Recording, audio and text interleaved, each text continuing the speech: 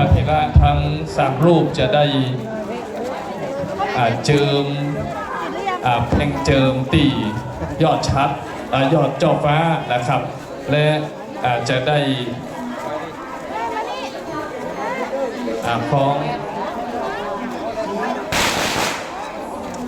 ฝั่งจุดประทบตะนึต่อสักครู่หนึ่งนะครับได้ถวายแผ่นทองคำเปลวต่อพระเถระนะครับ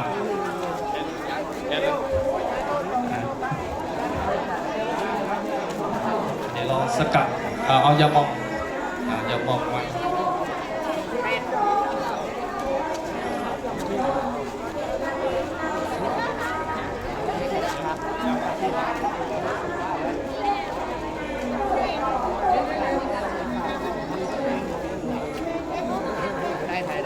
ในโอกาสเวลานี้